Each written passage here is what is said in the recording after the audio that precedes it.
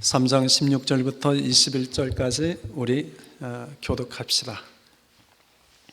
하나님이 세상을 이처럼 사랑하사 독생자를 주셨으니 이는 그를 믿는 자마다 멸망하지 않고 영생을 얻게 하려 하심이라.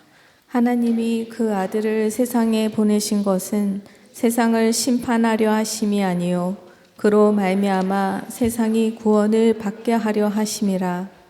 그를 믿는 자는 심판을 받지 아니하는 것이요 믿지 아니하는 자는 하나님의 독생자의 이름을 믿지 아니하므로 벌써 심판을 받은 것이니라.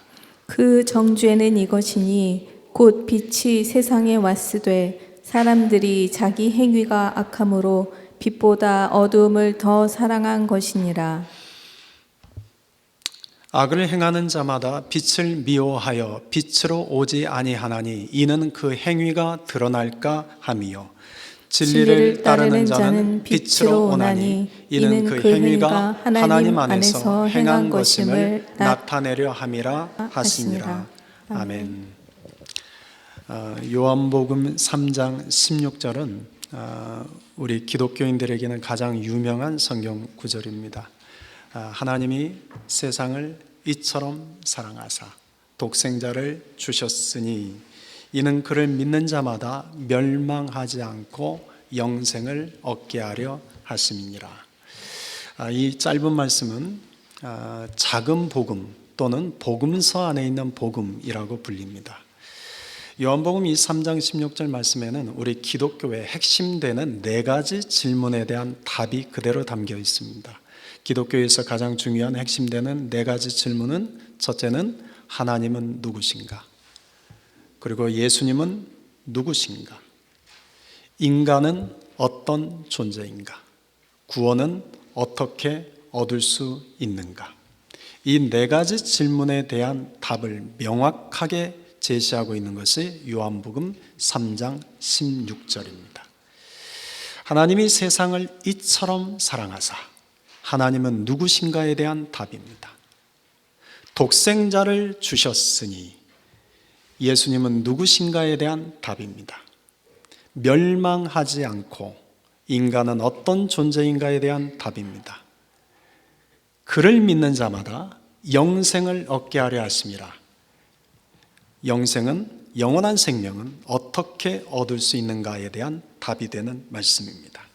오늘은 이 요한복음 3장 16절 말씀, 특히 하나님이 세상을 이처럼 사랑하사 이 말씀을 중심으로 여러분과 함께 말씀을 나누겠습니다.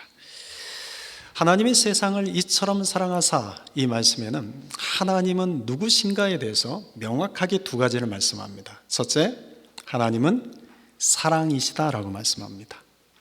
여러분, 하나님은 사랑이십니다. 요한일서 4장 16절에 하나님은 사랑이시라라고 말씀합니다. 하나님은 사랑이신데 하나님에 대한 수많은 속성들이 있지만 이것만큼 완벽한 하나님에 대한 설명은 없습니다. 하나님은 사랑이십니다. 그래서 하나님은 사랑을 위해서 사시고 하나님은 사랑을 위해서 역사하십니다. 하나님은 시작도 사랑이요 하나님의 마침표도 사랑입니다. 하나님의 행하시는 모든 일의 동기는 언제나 사랑에 있습니다. 하나님은 사랑 없이 행하는 것이 단 하나도 없으십니다. 여러분 그거 아십니까? 하나님의 심판도 사랑 때문에 행하시는 것입니다. 하나님이 세상을 만드신 것은 사랑 때문입니다. 하나님이 우리 인간을 하나님의 형상대로 만드신 것도 사랑 때문이요 하나님이 우리를 택하신 것도 사랑 때문이요 우리를 하나님의 자녀 삼아주신 것도 사랑 때문이요 하나님이 우리를 위하여 예수님을 이 땅에 보내주신 것도 사랑 때문이요 그 예수님을 우리를 위해 십자가에 달리게 하신 것도 사랑 때문이요 그 예수님을 믿는 자마다 영원한 생명을 주시는 것도 사랑 때문입니다. 하나님이 행하시는 모든 것은 사랑 때문입니다. 그러나 하나님과 정반대되는 존재가 있습니다. 사탄입니다. 사탄은 사랑 없이 행하는 존재입니다. 하나님은 우리에게 언제나 진정한 사랑으로 다가오십니다. 그러나 사탄은 언제나 우리를 속이고 거짓 사랑으로 다가오십니다.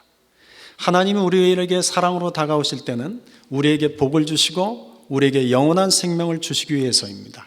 그러나 사탄이 우리를 속이고 마치 사랑인 것처럼 거짓 사랑으로 다가올 때는 우리를 멸망시키기 위해서요, 우리를 죽음에 이르게 하기 위해서입니다.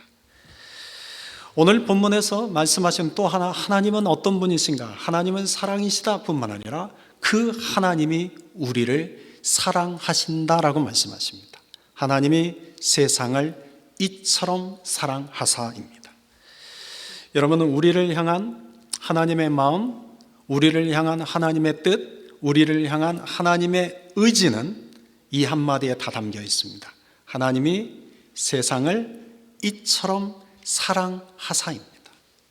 이 말씀은 하나님이 과거에도 우리를 사랑하셨고 지금도 우리를 사랑하고 계시고 앞으로도 내가 너희를 사랑할 것이다 라는 뜻이 담겨 있습니다. 그런데 우리는 하나님이 사랑하실 만한 자가 아닙니다. 우리는 하나님의 사랑을 받을 만한 자격이 되지 못합니다. 우리는 하나님이 그 사랑을 받을 만큼 그런 삶을 살아가지 못합니다. 하나님이 가장 싫어하시고 미워하시는 것은 죄입니다. 그런데 우리는 늘 언제나 이 죄와 가까운 삶을 삽니다. 성경에서 말씀하시는 인간의 실존 두 가지가 있습니다. 첫째, 인간의 마음은 심히 더럽고 부패히 있다고 말씀합니다. 예레미야서 17장 9절의 말씀입니다. 만물보다 거짓되고 심히 부패한 것은 마음이라 누가 능히 이를 알리오마는. 여러분, 사람의 마음은 이 세상 모든 만물보다 가장 더럽고 부패합니다. 그래서 사람의 마음에서부터 나오는 생각 역시 더럽고 악한 생각들 뿐입니다. 예수님은 사람의 마음에서 나오는 이 생각이 얼마나 악한 생각인지 마가복음 7장 21절부터 23절에서 이렇게 명확하게 말씀하셨습니다. 사람의 마음에서 나오는 것은 악한 생각, 곧 음란과 도둑질과 살인과 간음과 탐욕과 악독과 속임과 음탕과 질투와 비방과 교만과 우매함이니 이 모든 악한 것이 다 속 마음에서 나와서 사람을 더럽게 하느니라. 여러분, 예수님은 우리 마음에서부터 나오는 악한 생각 12가지를 말씀하셨습니다. 그런데 여러분, 우리 마음에서 나오는 이 악한 생각 12가지 중에서 가장 치명적인 생각이 뭔지 아십니까? 가장 치명적인 생각은 음란한 생각입니다. 그래서 예수님은 12가지 악한 생각 중에서 이 성적인 죄와 관련된 단어를 3가지를 말씀하십니다. 간음, 음란, 음탕. 우리가 사도행전을 통해서 살펴본 적이 있습니다. 사도행전을 통해서 우리가 살펴본 것처럼 이방 신전들 안에는 그 신전들 안에 공식적으로 여창, 남창들이 고용되었습니다. 어느 신전은 무려 여창이 1000명이 넘게 고용된 신전도 있었습니다. 그 신전에 고용된 여창, 남창이 하는 역할은 하나입니다. 신전에 제사 드리러 오는 자들에게 성적인 쾌락을 맛보게 하는 것입니다. 신전에 찾아오는 자들에게 육체의 쾌락, 성적인 쾌락을 맛보게 함을 통해서 우상 이방신을 섬기게 만드는 것입니다. 그런데 여러분, 이건 2000년 전이나 오늘이나 똑같습니다. 오늘 이 시대에도 사이비 종교, 오늘 이 시대에도 거짓 종교 안에는 언제나 이 음란, 간음, 음탕이 합법화되어 있습니다. 여러분, 이 시대가, 우리가 살고 있는 이 시대가 점점 음란한 시대, 간음의 시대, 음탕한 시대가 되는 것은 이 시대는 우상을 섬기는 시대이기 때문입니다. 예수님은 2000년 전에 우리 안에 있는 그 생각의 악한 것이 무엇인지를 정확하게 보셨습니다. 그래서 12가지 악한 생각 중에 3가지를 음란, 간음, 음탕이라고 말씀하십니다.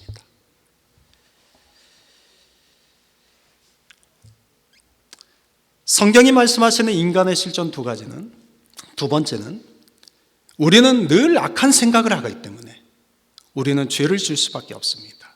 그래서 우리는 그 죄 때문에 죽을 수밖에 없는 존재라고 성경은 말씀합니다. 로마서 3장 23절의 말씀입니다. 모든 사람이 죄를 범하였음에 하나님의 영광에 이르지 못하더니. 여러분, 모든 사람이 다 죄를 짓습니다.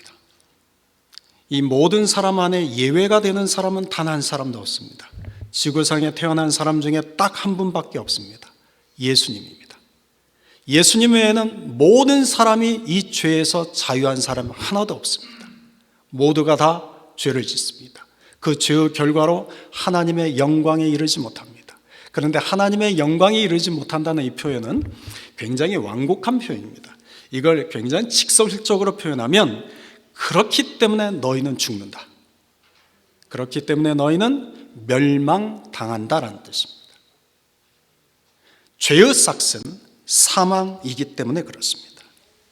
여러분, 사람은 누구나 할 것 없이 결국 이 죄 때문에 죽을 수밖에 없는 존재들이요, 이 죄 때문에 멸망할 수밖에 없는 존재들입니다.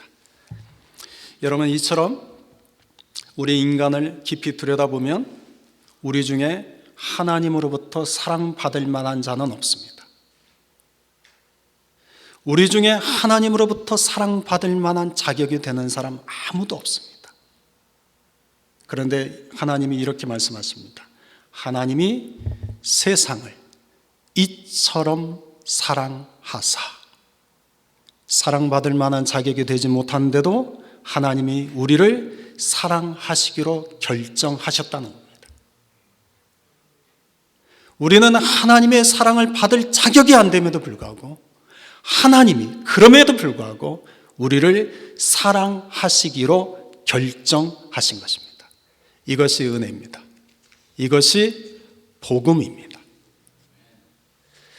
창세기 6장에서는 지금부터 약 한 4,000년 전의 이야기를 기록하고 있습니다. 노아 시대 이야기를 기록합니다. 창세기 6장 5절을 보면 하나님이 사람 지으신 것을 보고 한탄하시는 내용이 나옵니다. 그 한탄하신 이유가 창세기 6장 5절에 이렇게 기록되어 있습니다. 여호와께서 사람의 죄악이 세상에 가득함과 그의 마음으로 생각하는 모든 계획이 항상 악할 뿐임을 보시고. 여러분, 창세기 6장 5절은 4,000년 전의 인간의 모습을 기록하고 있습니다. 그런데 4,000년 전의 인간의 모습이나 오늘 21세기를 살아가는 우리의 모습이나 조금도 다를 바가 없습니다. 4,000년 전이나 지금이나 사람들은 늘 마음이 부패해 있습니다. 사람들은 늘 악한 생각을 품고 살아갑니다. 다만 들키지 않을 뿐입니다. 다만 다른 사람을 모르게 혼자 속이길 잘하기 때문입니다. 4,000년 전에 인간의 마음이 늘 생각하는 것이 악할 뿐임을 하나님이 보시고 그때 사람 지은 것을 한탄하시고 하나님이 세상을 심판하십니다. 그것이 홍수 심판입니다. 그런데 여러분, 복음이 은혜가 뭔지 아십니까? 그때나 지금이나 우리는 변한 것이 없습니다. 아니, 오히려 그때보다 지금 우리가 더 악합니다. 그때는 그래도 사람에게 양심이라는 것이 있었습니다. 그러나 오늘 이 시대는 더 이상 양심이라는 것조차 허용되지 않는 시대입니다. 그런데 그때는 4,000년 전에는 하나님이 마음으로부터 생각하는 것이 항상 악한 것임을 보시고 사람 지은 것을 한탄하시고 심판하셨는데, 그런데 하나님이 지금 우리를 보시고는 한탄하시지 않고 오히려 하나님이 세상을 이처럼 사랑하사 하나님이 사랑하시기로 결정하셨다는 겁니다. 여러분, 얼마나 큰 은혜입니까? 여러분, 얼마나 큰 기쁜 소식입니까? 우리를 향한 하나님의 사랑에는 세 가지 특징이 있습니다. 첫 번째, 하나님의 사랑은 여러분, 영원 전부터 시작된 사랑입니다. 하나님이 세상을 이처럼 사랑하사에서 이 사랑하다라는 단어의 시제는 미래형이나 현재형이 아니라 과거형 시제입니다. 그러니까 하나님이 우리를 사랑한데 과거부터 우리를 사랑하셨다는 겁니다. 그러면 하나님이 우리를 언제부터 사랑하셨을까요? 여러분, 엄마 뱃속에 우리가 임신하면서부터 하나님의 사랑이 시작됐을까요? 아니면 우리가 이 세상에 태어나면서부터 하나님의 사랑이 시작되었을까요? 아니면 우리가 예수님을 처음 믿고 교회를 다니게 되는 순간부터 하나님 우리를 사랑하셨을까요? 언제부터 우리를 사랑하셨을까요? 로마서 5장 8절에 이렇게 말씀하십니다. 우리 같이 한번 읽어볼까요? 우리가 아직 죄인 되었을 때에 그리스도께서 우리를 위하여 죽으심으로 하나님께서 우리에 대한 자기의 사랑을 확증하셨느니라. 여러분, 언제부터 하나님이 우리를 사랑하셨습니까? 언제부터입니까? 우리가 아직 죄인이었을 때. 우리 중에는 모태신앙도 있습니다. 그런데 모태신앙인이라고 처음부터 신앙인은 아닙니다. 다만 신앙의 가정에서 태어나서 신앙의 가정에서 성장했다는 것이지 모태신앙이라고 해서 그가 처음부터 신앙을 가진 자는 아닙니다. 신앙을 갖기 전에 인간은 누구나 죄 가운데 삽니다. 예수님을 인격적으로 만나고 예수님을 인격적으로 나의 주님이라고 고백하기 전에 인간의 삶은 죄 가운데 살아갑니다. 그런데 복음은 우리가 아직 죄인 되었을 때 그때부터 하나님은 우리를 사랑하셨다고 말씀합니다. 우리가 하나님에 대해서 때로는 하나님이 어디냐, 세상에서 가장 답답한 인간들이 눈에 보이지 않는 하나님을 믿는 자들이다 라고 비판하고 욕했던 그 시절, 그때부터 하나님은 사랑하셨다는 겁니다. 그런데 여러분, 더 큰 복음이 있습니다. 우리를 향한 하나님의 사랑의 시작은 우리는 아직 죄인 되었을 때 그때부터 사랑한 것처럼 생각했는데 에베소서 1장 4절을 보니 그 사랑이 더 먼 과거에서부터 시작됐다는 거 이렇게 말씀합니다. 에베소서 1장 4절입니다. 곧 창세전에 그리스도 안에서 우리를 택하사 우리로 사랑 안에서 그 앞에 거룩하고 흠이 없게 하시라고. 여러분, 언제부터 우리를 사랑하셨습니까? 창세전부터, 세상을 만드시기 전부터, 이걸 다른 말로 하면 영원 전부터입니다. 여러분, 이 땅에서 나를 가장 사랑하는 사람은 누구입니까? 누가 나를 가장 사랑합니까? 대개는 부모, 두 번째는 배우자죠. 근데 여러분, 부모의 사랑이 나를 사랑하기 시작한 것은 언제부터입니까? 부모의 사랑은 엄마의 뱃속에 내가 임신될 때부터입니다. 그러니 부모의 사랑의 횟수를 한다면 내가 지금 나이 먹은 만큼입니다. 그런데 부모가 나를 아무리 사랑한다 한다 할지라도 그 부모는 이 땅에서 생명이 꺼지는 그 순간 부모의 사랑도 끝이 납니다.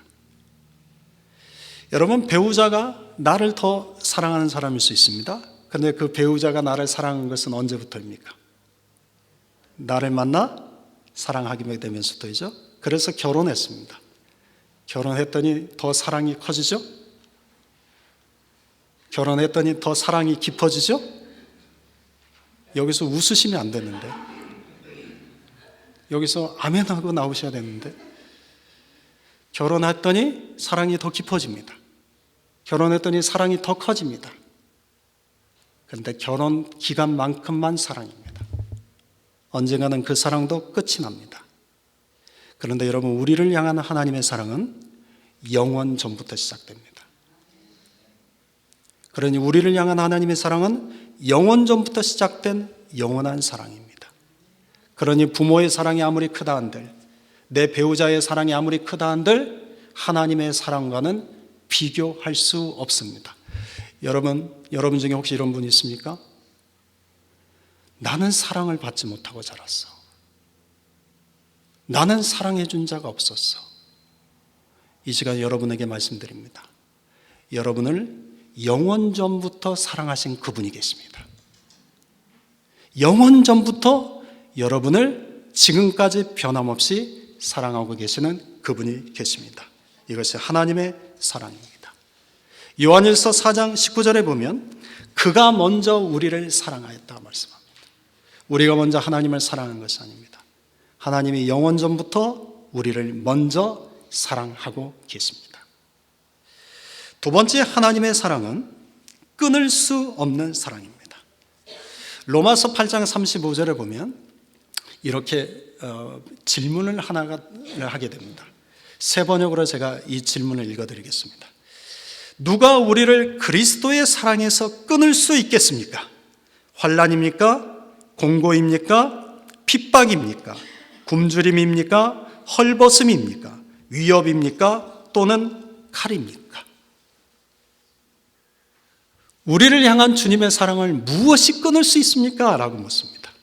이 질문에 대해 사도 바울이 이렇게 확신 있게 선포합니다. 확신 있게 대답합니다. 로마서 8장 38절 39절입니다. 나는 확신합니다. 죽음도 삶도 천사들도 권세자들도 현재일도 장래일도 능력도 높음도 깊음도 그 밖에 어떤 피조물도 우리를 우리 주 예수 그리스도 안에 있는 하나님의 사랑에서 끊을 수 없습니다. 아멘. 너무나 기쁜 소식입니다. 영원전부터 시작된 하나님의 사랑은 단 한 번도 끊어진 적이 없습니다. 누구도 끊을 수 없습니다. 그러나 인간의 사랑은 수시로 바뀝니다. 인간의 사랑은 온전하지 않습니다. 그러나 하나님의 사랑은 온전합니다. 변함이 없습니다. 하나님이 세상을 이처럼 사랑하사라고 합니다. 여러분, 하나님이 세상을 사랑하사가 아니라 하나님이 세상을 이처럼 사랑하사입니다. 이처럼의 의미가 뭘까요? 이처럼의 의미가 뭘까요? 하나님이 세상을 사랑하사라고 하면 되는데 하나님이 세상을 이처럼 사랑하셨다고 말합니다. 이 이처럼의 의미가 뭘까요? 이 하나님의 사랑은 영원전부터 시작된 이처럼 이만큼의 사랑입니다. 그러니까 이걸 어떻게 표현해야 될까요? 어떻게 표현해야 될까요? 영원전부터 시작된 영원한 하나님의 사랑을 우리가 어떻게 표현할까요? 저는 인간의 단어로는 도저히 그 하나님의 사랑을 다 표현할 수 없습니다. 그래서 그나마 하나님이 세상을 이처럼 사랑하사, 이만큼 사랑하사. 그 사랑의 구체적인 표현은 3장 14절 15절에 나오는 이야기입니다. 우리가 지난주에 살펴봤던 것처럼 광야에서 뱀에 물린 자들이 죽어갈 때 그들을 살리기 위해서 하나님이 장대에 노뱀을 매달게 하신 것처럼 죄로 인해서 죽어가는 우리들을 살리기 위해서 이제는 하나님이 예수님을 십자가에 달리게 하신 것입니다. 여러분, 하나밖에 없는 아들을 우리를 위해 십자가에 달리게 하실 만큼 이처럼 우리를 사랑하셨다는 것입니다. 침몰하는 배가 한 대 있다고 해봅시다. 근데 그 배에 구명보트가 하나밖에 없습니다. 근데 그 구명보트에 구명조끼를 입고 그 배에 탈 수 있는 사람은 딱 12명밖에 되지 않습니다. 그래서 배에 타고 있는 사람들이 서로 협의를 하다가 배에 있는 아이들부터 그 배에 태웁시다 라고 결론을 내렸습니다. 그리고 아이들을 불러 모았더니 갑판 위에 모두 13명의 아이들이 모였습니다. 13명 중에 12아이들은 구명조끼를 입고 그 보트에 탈 수 있지만 단 한 아이는 그 배에 탈 수 없다고 생각합시다. 그런데 그 배의 선장이 나입니다. 13명 중에 한 아이가 내 자식입니다. 여러분, 그렇다면 여러분은 어떤 결정을 내리시겠습니까?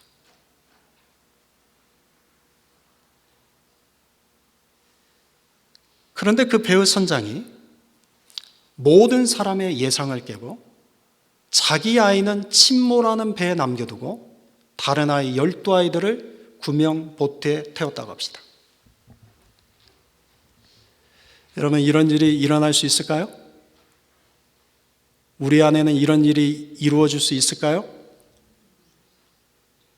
여러분, 우리는 남의 자식은 죽어도 내 자식은 살리고 싶은 겁니다. 남의 자식은 굶어도 내 자식은 잘 먹이고 싶습니다. 그래서 인간의 사랑은 한계가 있는 사랑입니다. 인간의 사랑은 이기적이고 자기 중심적일 수밖에 없습니다. 그게 우리입니다. 그런데 하나님은 전혀 다른 사랑을 하신 겁니다. 하나밖에 없는 아들 예수를 우리를 살리시기 위해서 십자가에 달리게 하신 겁니다. 그리고 그 십자가에서 주님은 우리에게 이렇게 말씀하십니다. 내가 이처럼 너희를 사랑했다. 내가 이처럼 너희를 사랑했다. 여러분, 이 사랑이 우리의 영혼을 충만히 채워지기를 주님의 이름으로 축원드립니다. 세 번째, 하나님의 사랑은 끝까지 하는 사랑입니다. 끝까지 사랑하시는 사랑입니다. 요한복음 13장 1절에 이렇게 기록되어 있습니다. 세상에 있는 자기 사람들을 사랑하시되 끝까지 사랑하시니라. 예수님이 지금 십자가에 달리시기 전날이었습니다. 예수님은 제자들을 다 불러 모으시고 제자들의 발을 씻기시고 제자들에게 예수님의 살과 피를 나누셨습니다. 그런데 그때 예수님은 알고 계셨습니다. 가룟 유다가 예수님을 팔 것을 아셨습니다. 베드로가 내일 아침이면 나를 3번 부인할 걸 아셨습니다. 예수님은 제자들이 내일 아침이면 나를 모두 버리고 도망갈 것을 아셨습니다. 그런데도 다 아셨음에도 불구하고 심지어 가룟 유다의 발까지 예수님은 마지막까지 씻겨주셨습니다. 마지막까지 예수님의 살과 피를 그 제자들에게 나눠주셨습니다. 자기 사람을 사랑하시되 끝까지 예수님은 사랑하셨습니다. 예수님은 우리가 어떤 존재인지를 압니다. 하나님은 우리가 어떤 삶을 사는지 압니다. 오늘 이 자리에서는 하나님을 찬양하고 이 자리에서는 우리가 하나님을 사랑한다고 고백하지만 이전을 떠나는 순간 우리가 어떤 삶을 살지를 그분은 아십니다.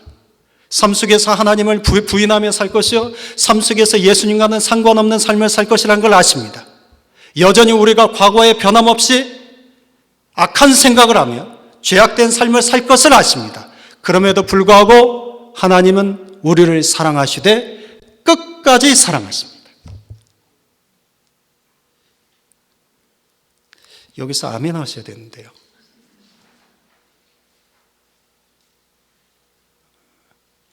여러분, 여기서 아멘 하셔야 됩니다. 여러분, 여기서 아멘 안 하시면 나하고는 상관없는 얘기 같은데요. 이렇게 들리죠. 여러분, 우리가 어떤 삶을 살 줄 다 아시고 그럼에도 불구하고 주님은 우리를 끝까지 사랑하십니다.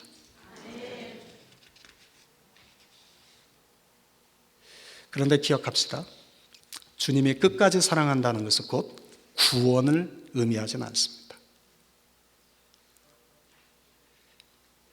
주님이 끝까지 사랑하신다는 것은 구원을 의미하는 것이 아니라 끝까지 구원받을 수 있는 기회를 주신다는 뜻입니다. 그래서 그 가룟 유다까지도, 예수님을 곧 팔아 넘길 것을 아신 그 가룟 유다까지도 예수님은 끝까지 구원받을 수 있는 기회를 주셨습니다. 그런데 가룟 유다가 그 기회를 스스로 버렸습니다.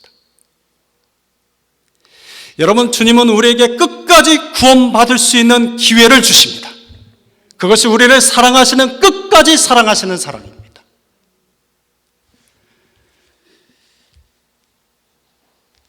세상에 여러분, 사랑만큼 따뜻하고 감동적인 이야기가 없습니다.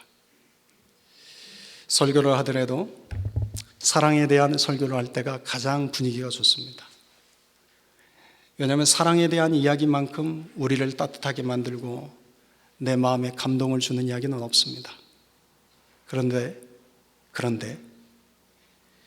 사랑이 따뜻함을 주고 사랑이 감동을 준다는 것을 알면서도 불구하고 우리는 사랑하는 것이 어렵습니다.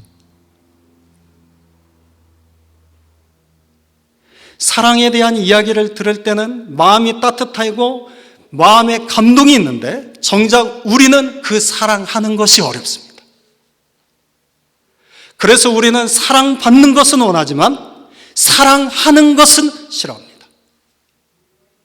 우리는 늘 사랑을 갈구하지만 우리는 누군가를 향하여 사랑하는 것을 멈춰버립니다. 사랑하는 성도 여러분, 따뜻하고 감동적인 이 사랑의 이야기를 받는 자에서 멈추지 않고 그 사랑을 행하는 자들이 될 수 있기를 소망합니다. 여러분, 사탄은 특징이 하나 있습니다. 사탄은 사랑받을 줄만 알지 사랑할 줄 모릅니다. 뭐라고요? 사탄은 사랑받을 줄만 알지 사랑할 줄 모릅니다.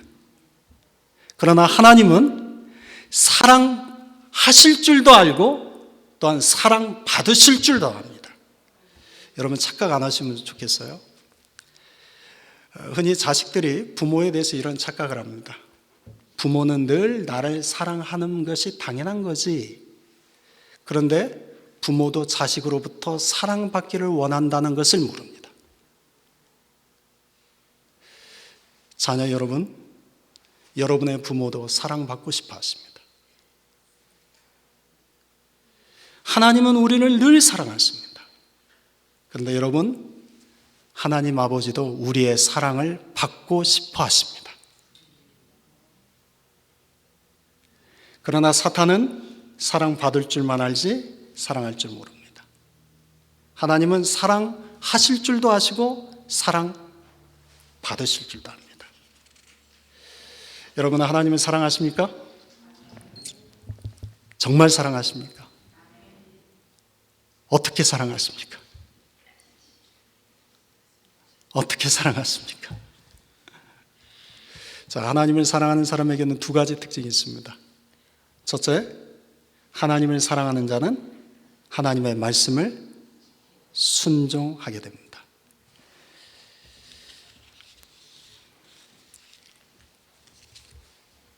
요한복음 14장 21절에서 예수님이 이렇게 말씀하셨습니다. 나의 계명을 지키는 자라야 나를 사랑하는 자다. 23절, 사람이 나를 사랑하면 내 말을 지킨다. 24절, 나를 사랑하지 아니하는 자는 내 말을 지키지 아니한다. 여러분, 예수님 사랑하십니까? 이 말씀 보고도 아멘 하신 분은 정말 박수 쳐주고 싶습니다. 감사합니다. 근데 저는 여러분이 모두 다 정말 아멘 했으면 좋겠습니다. 여러분, 예수님은 사랑하십니까? 정말 우리가 예수님을 사랑하는 자들이 될 수 있기를 소망합니다. 여러분, 내가 사랑하는 사람에게는 그 사람이 하는 말을 그냥 흘려듣지 않습니다. 내 남편이나 내 아내가 사랑스러우면 그냥 지나가면서 하는 말인데 그냥 그 말을 기억합니다. 그죠? 자식을 사랑하기 때문에 자식이 하는 말을 부모는 그냥 듣지 않습니다. 자식이 하는 말 귀담아 듣습니다. 그런데 자식은 부모의 말을 귀담아 들을까요? 안 들을까요? 여기에 여러분들 불만 많지 않습니까? 그렇죠? 불만 많죠? 내 자식들 내 말 잘 안 들어. 불만 많죠? 네, 여러분들도 그러셨습니다. 여러분, 우리가 하나님을 사랑하면 하나님이 하시는 말씀을 외면할 수가 없습니다. 하나님이 하시는 말씀에 우리가 그냥 지나칠 수가 없습니다. 하나님이 이렇게 말씀하셨는데 내가 이 말씀 지켜봐야지. 이게 당연합니다. 그래서 예수님이 말씀하십니다. 나를 사랑하는 자는 내 말을 지켜 행한다. 두 번째, 하나님을 사랑하는 자는 형제를 사랑하게 되어 있습니다. 요한 1서 4장 20절입니다. 우리 같이 한번 읽어봅시다. 누구든지 하나님을 사랑하노라 하고 그 형제를 미워하면 이는 거짓말하는 자니 보는 바 형제를 사랑하지 아니하는 자는 보지 못하는 바 하나님을 사랑할 수 없느니라. 여러분, 눈에 보이지 않는 하나님을 사랑한다고 하면서도 눈에 보이는 형제를 사랑하지 않는 자는 하나님이 말씀하십니다. 제 이야기가 아닙니다. 거짓말쟁이랍니다. 야, 거짓말하지 마. 나 사랑한다고 거짓말하지 마. 눈에 보이는 너 형제도 사랑하지 못하는데. 여러분, 내 곁에 있는 분을 사랑하십시오. 내 곁에 있는 분을 원수로 여기지 마시고 사랑하는 자가 되십시오.